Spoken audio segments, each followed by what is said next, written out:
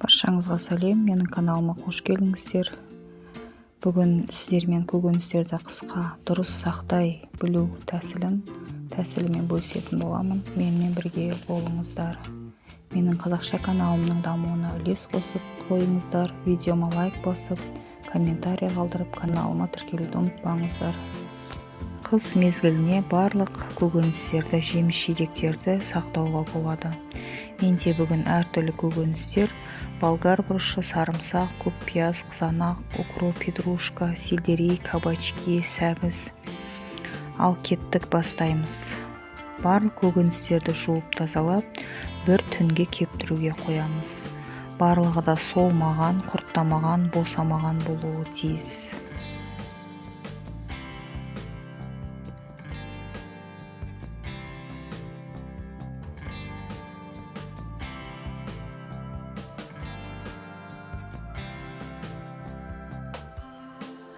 Барлығы бір түн тұрып кепті.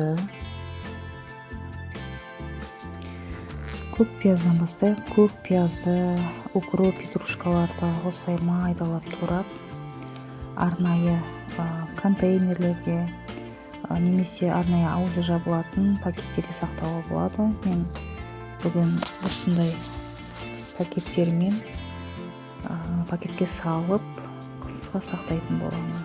Мен мынадай пакеттің кішкентайын қолданып жатырмын, себебі әр тамаққа бірден салатын қылып, бір тамаққа салатын қылып, осындай кішкентай пакеттерді қолдандым. Қызанақты әртүрлі формада өз қалауларыңызбен турай бересіз. Етті, суы аз қызанақты таңдауға жет. Қызанақты бүтіндей сақтауға болады, немесе жартылай дөңгелектеп, немесе осылай дөңгелектеп сақтауға, немесе кубиктап турап сақтай бересіз. Әр порцияға бөліп сақтаған дұрыс. Домалақ қызанақтарды пиццаға дайын қылып сақтауға болады. Қызанақтарды салаттарға сақтауға болмайды, тек ыстық тамаққа ғана сақтаймыз. Сельдерейді осылай турап сақтаймыз, немесе турамай ұзынша қылып сақтауға да болады. Сельдерейді смузиге қолдануға болады, лагман подливасына қолдануға болады.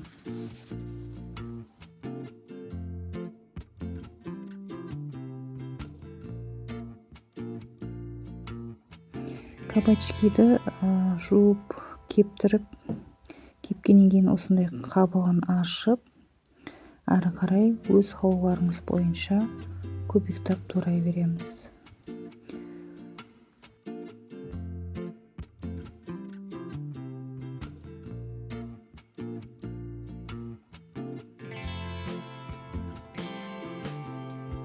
Болгар бұрышын бүтін кезінде жуып алу керек. Содан кейін кептіреміз. Кепкеннен кейін барып тазалайтын боламыз. Фарш салатын перис болу үшін бір-бірінің ішіне кигізіп, бұрыштарды салу керек. Мыжылмай жақсы сақталады. Кесіп турайтын бұрыштарды екіге бөліп, ішін тазалап, әртүрлі қылып тураймыз. Майда кубиктап, немесе ұзыншалап, немесе үлкен кубиктап турап салып сақтауға болады. Болгар бұрышын кепкеннен кейін бүтіндей ішін тазаламай сақтауға да болады. Ол өз қалауларыңыз.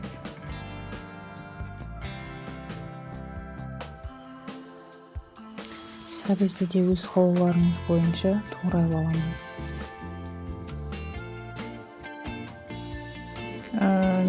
Мен осылай әртүрлі қылып салып сақтайтын боламын.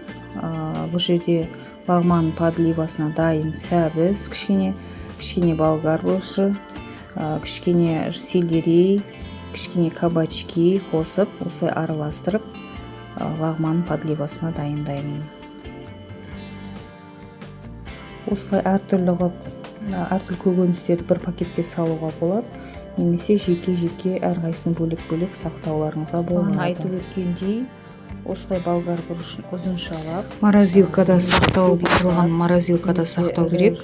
Бір қалыпты температурада морозилкада қатып тұру керек. Өшпеу керек морозилка. Егер морозилка бір ересе, немесе көкөністеріміз бір ерсе бұзылып кетеді. мұздай болып тұрғанда бірден ыстық тамаққа салу керек.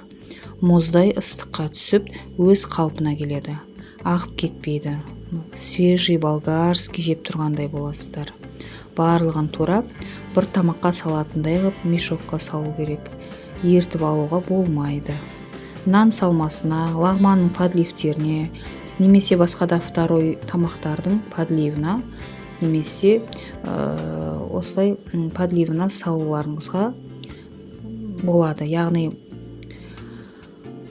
өз қалауларыңызша соломка қылып турайсыз ба, кубиктап турайсыз ба, өздеріңіз білесіздер. Өз қалауларыңызша салып сақтай бересіздер. Егер болгарский фарш салатын болсаңыздар, осылай бір-бірінің ішіне кигізіп сақтайсыздар.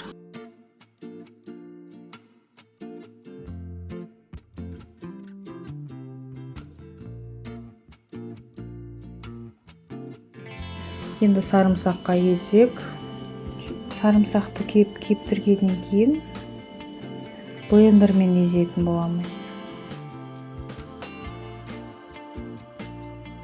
Сарымсағымыз дайын.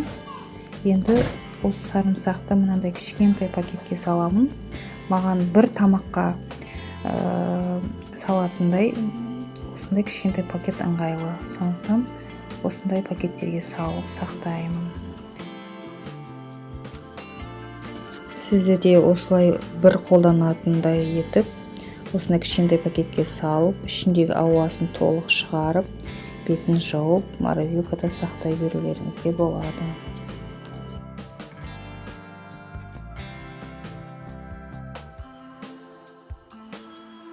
Қыс мезгілінде кейбір көкөністердің бағасы қымбаттап кетеді. Сол үшін осылай жаз мезгілінде арзан кезде алып, осылай қыс мезгіліне сақтап қолдануларыңызға болады.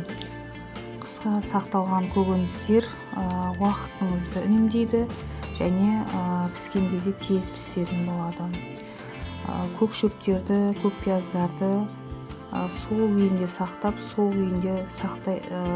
күйінде ыстық тамаққа да, салатқа да, смузиға да қоса беруге болады. Соны айтып кетейін. Видео ұнаса, лайк басып, комментарий қалдырып, каналыма тіркелуді ұмытпаңыздар. Келесі кездескенше аман сау болыңыздар.